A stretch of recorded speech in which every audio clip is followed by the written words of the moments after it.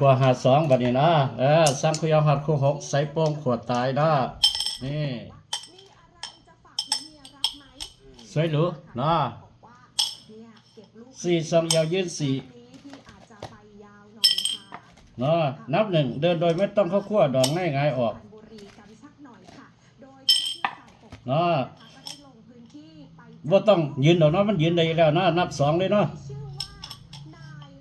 นี่นับสองนี่ก็มันขึ้นตองขวางสี่ค่อยยืนเนาะยืนสักก่อนค่อยนับสามมันขึ้นตองขวาแล้วเนาะ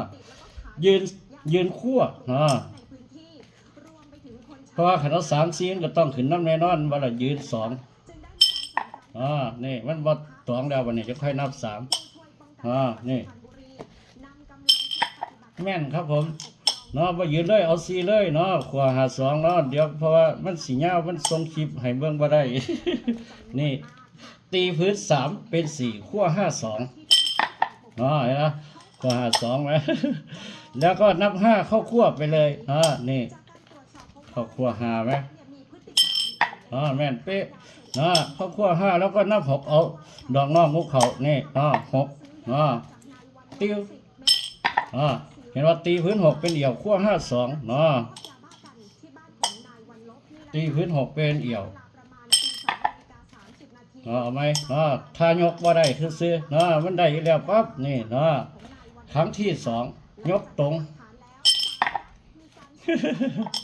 ขั้วห้าสองฝ่าโนเวล่าข้างหลายปั๊บ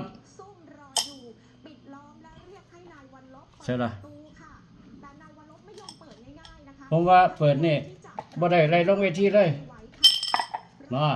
ได้ดอกหนึ่งขวาหาสองงุ้มทั้งหาวันนี้งุ้มทั้งหาปั๊บก็ได้แล้วเอี่ยวสามก้อนนี่คือขวาหาสองใส่โป่งทีเดียวเอาคลิปต่อไป2 นาที